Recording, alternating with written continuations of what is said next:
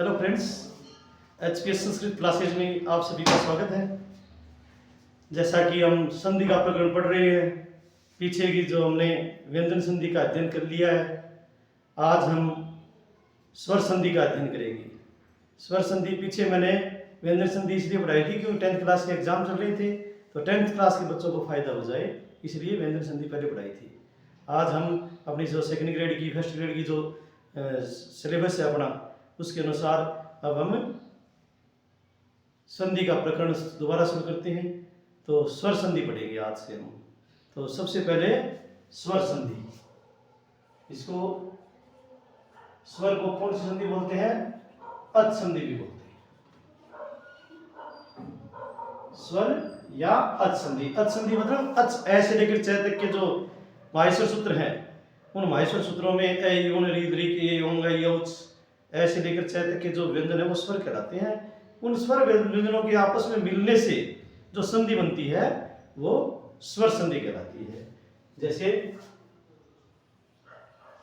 अच प्लस अच मिलने से जो भी परिवर्तन होगा उसको स्वर संधि बोलते हैं। इनमें जो भी बदलाव होगा वो स्वर और स्वर मिलने से होता है, इसलिए इसको क्या कहते हैं? स्वर संधि। और स्वर संधि में हम सबसे पहले पढ़ते हैं यण संधि। स्वर संधि की जो पहला भेद है वो क्या है? यण संधि है। यण संधि पढ़ने के लिए हम जितने भी आज तक हमने पीछे की जो क्लासें हैं उन क्लासों में जो भी संधि का जिस भी संधि का अध्ययन किया है वो सूत्रों के माध्यम से अध्ययन किया है।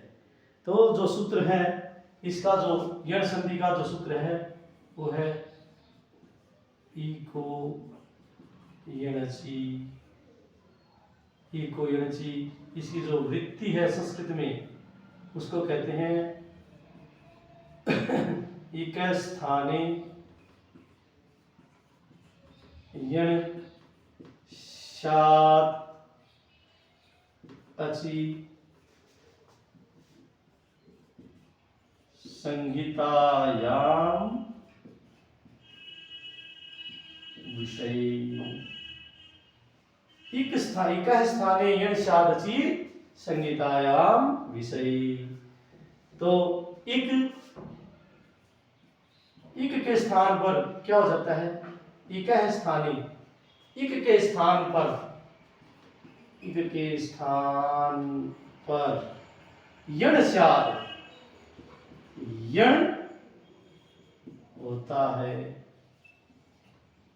अचि यानी सामने असमान स्वर आने पर संहितायाम विषय, पर सन्निकर्ष संहिता सूत्र से संधि करता है वो सूत्र, संधि विधायक सूत्र है पर सन्निकर्ष संहिता। तो वो सूत्र है संहिता यानी संधि करने के विषय में। संधि करने के विषय में इक के स्थान पर यण होता है, असमान अच सामने आने पर। ये इको यण जो सूत्र है, ये सूत्र क्या कहता है कि इक के स्थान पर यण होता है, असमान अच अगर सामने आ जाता है, ऐसी स्थिति बनती है। तो यहां इक है। इक क्या है? इक का मतलब इक प्रत्याहार। इक प्रत्याहार, इक प्रत्याहार में कौन कौन से वर्ण है? ई उ री ली, ये इक प्रत्याहार के वर्ण है। ए युण री दृक, इसमें बड़ी ई भी है, बड़ा ऊ भी है, बड़ी री भी है, और ली हमेशा ह्रस्व होता है। इक के स्थान पर यण हो जाता है। असमान अच, प्लस में क्या होना चाहिए? असमान अच। अगर ये प्लस में है इन सभी के, यानी ई और ई के सामने ये स्वर नहीं होने चाहिए, ई और ई नहीं होने चाहिए, दूसरा स्वर कौन सा भी आ जाए। वैसा ही ऊ और ऊ के सामने ये दोनों स्वर नहीं होने चाहिए, दूसरा कोई भी स्वर आ जाए। री और री के सामने कोई ये स्वर न होकर दूसरा स्वर आ जाए, री और री के सामने री न होकर कोई दूसरा स्वर आ जाता है। ऐसी स्थिति में तो इन दोनों ई के स्थान पर क्या हो जाएगा, ये ऊ के स्थान पर वे, री के स्थान पर रे और री के स्थान पर ले हो जाता है। छोटी ई बड़ी ई इसके सामने ऐसम आना चाहता है तो इन दोनों के स्थान पर ये हो जाएगा। छोटा ऊ बड़ा ऊ इनके सामने असमान आना चाहता है, यानी ये समान ये नहीं आनी चाहिए, इसके अलावा कौन सा भी स्वर आ जाए तो यहाँ वह हो जाएगा। छोटी री बड़ी री के सामने असमान स्वर आ जाए, आ जाए तो इन दोनों की जगह रे हो जाएगा और री की जगह, री हमेशा छोटी होती है, ये बड़ी नहीं होती, इसलिए एक ही होती है री। ठीक है, री के सामने असमान स्वर आ जाता है तो री की जगह ले हो जाता है। ये नियम है, ये सूत्र अगर याद हो गया तो यण संधि आदि याद होगी।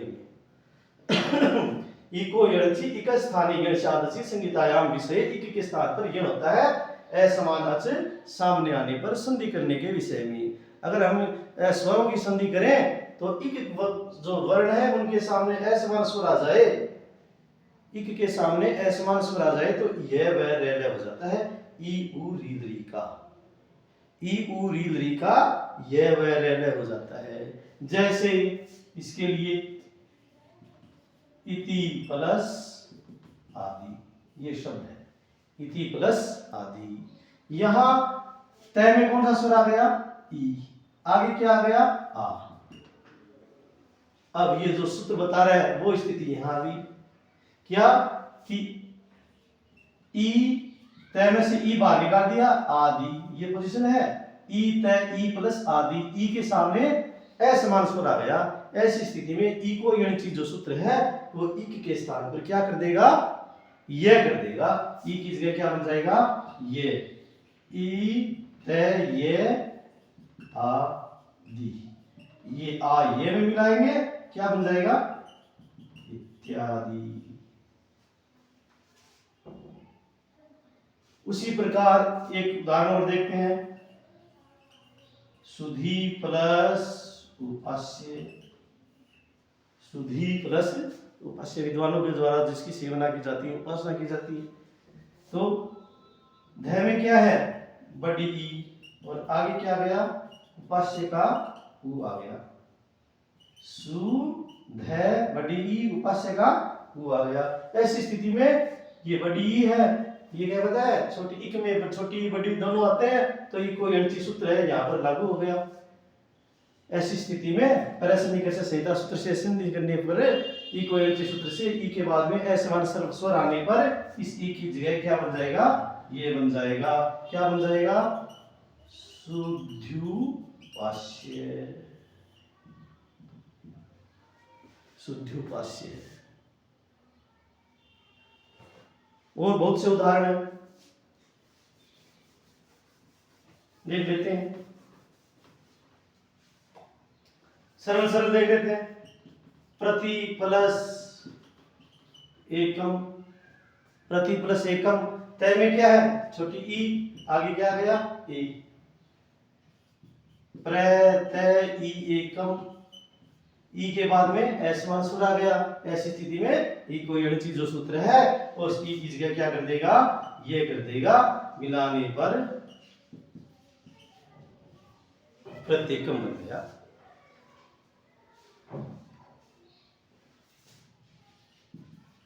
यदि प्लस एवं, यहां वही स्थिति है, ये आ गया, ई की जगह क्या बन गया, ये, मिलाने पर इत्येवं।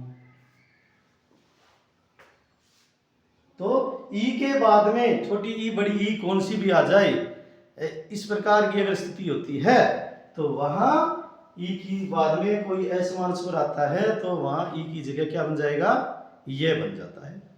उसी प्रकार अगला जो नियम है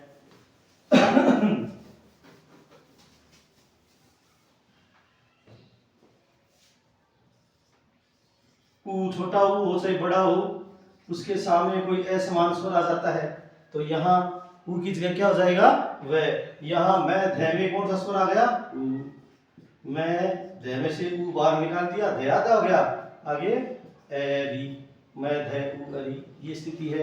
अब इको एण सूत्र क्या कहता है, इको एण इक के स्थान पर यण हो जाता है, इक में उ है वो है इक में, और उसके सामने असमान स्वर आ गया। ऐसी स्थिति में इस सूत्र से उ की जगह व हो गया। मैं ध व प्लस अरि, तो मिलाने पर मध्वरि, मधु नामक दैत्य के जो दुश्मन है। वधु प्लस आगमन, वधु प्लस आगमन। वह ध में बड़ा उ, आगे असमान स्वर आ गया। वह ध उ प्लस आगमन, यहाँ उ बड़ा है और आगे असमान स्वर आ गया, उ है वो इक में आ गया। ऐसी स्थिति में इको एण जो सूत्र है, ये सूत्र क्या कर देता है, उ की जगह क्या कर देगा, वह कर देगा। मिलाने पर क्या बन गया, वध्वागमन, वधु का आगमन। लघु प्लस आदि, वो स्थिति है। ग में क्या है, उ, ल घ उ प्लस आदि। उ का क्या हो गया, इको एण सूत्र से उ का वह बन जाता है, तो मिलाने पर लघ्वादि, लघ्वादि, लघु आदि। तो उ का ई का सीख लिया, ई के स्थान पर यह होता है, उ के स्थान पर वह होता है। उसी प्रकार अगला जो नियम है, छोटी री हो चाहे बड़ी री हो, क्या है, ये छोटी री है या बड़ी री है, इसके सामने असमान अच आएगा तो इन दोनों का क्या बन जाता है, रे बन जाता है।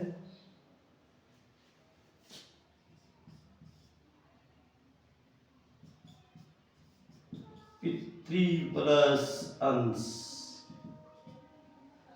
पितृ प्लस अंश।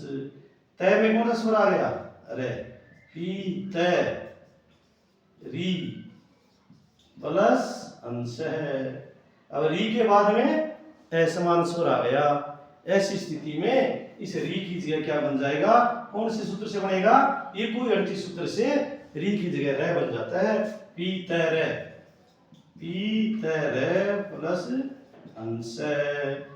तय और रे मिलकर क्या बन जाता है, त्रय बन जाता है। त्रय में ये ए मिल जाएगा, मिलाने पर पितृंश है। उसी प्रकार धात्री प्लस अंश है, धात्री प्लस अंश है। यहां धा तय री प्लस अंश है, ये पोजीशन है। धा तय री प्लस अंश है, री के बाद में असमान स्वर आ गया, री है वो इक वर्णों में है। अगर ये सूत्र याद कर लिया इको एण सी, तो ये संधि बिल्कुल सरल है, इस संधि में कोई भेद नहीं है। यहां री के बाद में असमान स्वर आ गया, ऐसी स्थिति में इको एण सूत्र से इस री की जगह क्या हो जाएगा, रे हो जाएगा। धा तय रे प्लस अंश है। अब री है, ये रे और तय, तय और रे मिलकर क्या बन जाता है, त्रय बन जाता है। त्रय में ये ए मिल जाएगा, मिलाने पर धात्रंश है। विधाता का अंश, धात्री अंश, ब्रह्मा जी का अंश है। तो ये री, छोटी री और बड़ी री, इन दोनों के सामने असमान स्वर आ जाता है। ऐसी स्थिति में इन दोनों को इको एण सूत्र से री की जगह रे हो जाता है। धात्री प्लस अंश, धात्र्यंश। पितृ प्लस अनुमति, दात्री प्लस उदारता। बहुत से मातृ प्लस आज्ञा, पितृ प्लस आज्ञा, बहुत उदाहरण है, वो उदाहरण हम करते रहेंगे। एक बार अगर नियम याद लिया कर दिया तो उदाहरण है वो इन पर बहुत से उदाहरण घटित करेंगे। अपन बहुत से उदाहरण लें और उन उदाहरणों को इन पर घटित करना चाहिए। ये सूत्र अगर याद हो गया, इको एण सी, इक स्थानीय गण से आदि संगीतायाम से इक के स्थान पर गण होता है, इक क्या होता है और यण क्या होता है, अच क्या होते हैं, ये अगर इस बात का विज्ञान हो गया तो ये संधि बिल्कुल सरल है। अब इसका जो लास्ट नियम है कि ली के बाद में कोई भी ली के बाद में कोई स्वर आ गया, ली के बाद में असमान स्वर यानी अच, इस ली को छोड़कर कोई भी अच आ जाता है, ऐसी स्थिति में इस ली की जगह क्या बन जाएगा, लय बन जाता है। लघुसिद्धांत कौमुदी में ये उदाहरण ये बताएगा, ली प्लस आकृति, ली प्लस आकृति। यहां ली प्लस आकृति, लय में लय के सामने असमान स्वर आ गया, ऐसी स्थिति में इको एणची जो सूत्र है, ये सूत्र क्या कहता है कि इस ली की जगह क्या हो जाता है, लय हो जाता है। लय में ये अगला स्वर मिला देंगे, क्या हो जाएगा, लाकृति। लाकृति कौन सी आकृति होती है, जब भगवान श्री कृष्ण बांसुरी बजा रहे होते हैं और अपने एक पैर पे दूसरा पैर आगे रखकर फिर ऐसे खड़े रहते हैं ना, उस आकृति को लाकृति बोलते हैं। उसी प्रकार ली प्लस अवतार है, ली प्लस अवतार है। यहां ली के बाद में असमान स्वर क्या आ गया, ए आ गया। ऐसी स्थिति में इको एणची सूत्र है, ये सूत्र क्या करता है, इस ली की जगह क्या बना देता है, लय बना देता है। मिलाने पर लय व आ रहे हैं। ये चार नियम यण संधि के हैं। ये यण संधि के चार नियम याद हो गए तो हमारे यण संधि एकदम क्लियर हो जाती है। यण संधि क्लियर है हमारी। दोबारा देख लेते हैं, इको एणची। इको एणची सूत्र क्या कहता है, इक स्थाने यण शादचि संगीतायाम विषये, कि इक के स्थान पर यण हो जाता है, असमान आने पर संगीतायाम विषय, संधि करने पर इक के स्थान पर यण होता है। तो यहाँ इक क्या होता है, ई उ री ली, ये होते हैं इक और यण, य व र ल। बीच में समान स्वर आ जाए तो ई की जगह य, उ की जगह व, री की जगह र, ली की जगह ल हो जाता है।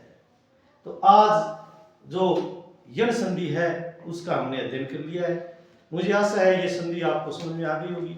और इस संधि का एक चीज और पहचानने के लिए बहुत सरल तरीका है कि संधि की पहचान कैसे करें कि इसमें यण संधि है।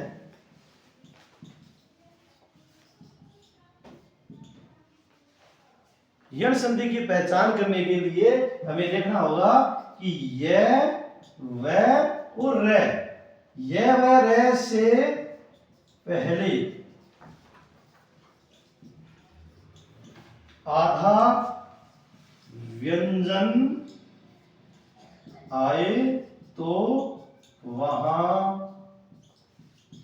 यण संधि का नियम ही लागू हो जाता है।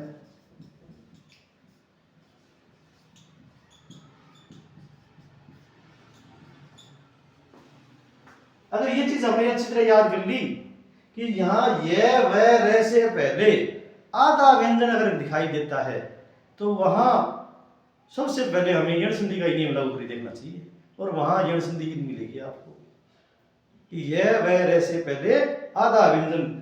जैसे अभी हमने देखा है इत्यादि, ये उदाहरण देखा है, इत्यादि में ये आ गया और ये से पहले आधा तय आया है। तो यहां इसका अगर हम विच्छेद करेंगे तो ये और वह और र, इनमें जो स्वर है उस स्वर को हम बाहर निकाल देंगे सबसे पहले। तो यहां ये में कौन सा स्वर आया है, या है, तो आ गया आ दी, और उससे पहले ई आधा तय है और ये हो गया ई तय ये आदि, ये स्थिति है। अब ये बनता किसका है, इक का बनता है। इक में से किसका बनता है, ई का बनता है। तो यहां क्या हो गया, ये की जगह क्या बना देंगे हम, ई कर देंगे, ये तय ई तय में मिला देंगे, विच्छेद क्या हो गया, इति प्लस आदि, इति प्लस आदि, ये इसका विच्छेद हो गया। अब देखो अगला है अन्विति। अन्विति ये शब्द है, नियम पहचान के लिए जो नियम बताया कि यह वह रे से पहले आधा व्यंजन आए तो वहां यण संधि का नियम लागू हो जाता है। तो यहाँ वह से पहले आधा व्यंजन आ गया, आधा व्यंजन आने के कारण सबसे पहले हमें यण संधि का नियम लागू करके देखेंगे उस शब्द के ऊपर। तो यहाँ वह में स्वर कौन सा आया है वो देखना है, उस स्वर को आगे निकाल देना है, इस वह से बाहर निकाल देना है। वह में स्वर आया है ई, तो ई ती। फिर यहाँ ए आधा न आधा व, ए न व प्लस इति, ये देखेंगे। अब वह है यण संधि का नियम देख लागू करेंगे तो वह यण किसका बनता है, इक का बनता है। इक में क्या है उ का वह बनता है, तो वह किसका क्या लिख देंगे उ न में मिला देंगे, क्या बन जाएगा अनु प्लस इति, ये इसका विच्छेद हो जाएगा। उसी प्रकार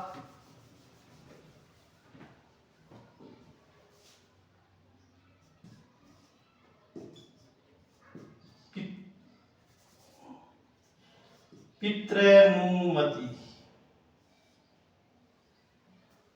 पितृनुमति शब्द है। अब इसमें क्या होता है ये वह रे, इससे पहले आधा व्यंजन आना चाहिए, तो जो त्रै वर्ण होता है त्रै, इस ये किससे बनता है तय रे त्रै स्वर, इसमें हल्का निशान नहीं लगाया ना, तो तय रे और है, तो यहाँ रे है, रे से पहले कौन सा व्यंजन आता तय, त्रै में आधा तय होता है। इस कारण से यहाँ कौन सी नियम लागू हो जाएगा यण संधि वाला, त्रै में कौन सा स्वर आया है ए नु मैं ती, ये निकाल दिया पी तय रे अनुमति, ये पोजीशन हो गई। और रे है वो किसका बनता है इक में ई उ री री, तो री वर्ण है उसका रे बनता है, तो रे किसका बना इको यणची में री का। अब री है वो तय में मिला देंगे पितृ प्लस अनुमति। इस प्रकार हम संधि का विच्छेद कर सकते हैं, ये संधि विच्छेद करने का तरीका है। और संधि बनाएंगे तो ई उ री री का ये वह हो जाता है। तो ये संधि आज आप बहुत सरल संधि है, ये सूत्र अगर किसी याद हो गया, इस सूत्र के नियम याद कर लिए तो ये संधि एकदम आसान संधि है। तो इस संधि को हम देखना, बार बार देखना, वीडियो को जिस समझ में नहीं आए तो आप मेरे नंबर पर मुझे कॉल करके भी पूछ सकते हैं। तो आशा करता हूँ ये संधि आपके समझ में आ गई होगी, और आप इस क्लास को ज़्यादा से ज़्यादा लाइक शेयर और सब्सक्राइब कीजिए। Thank you.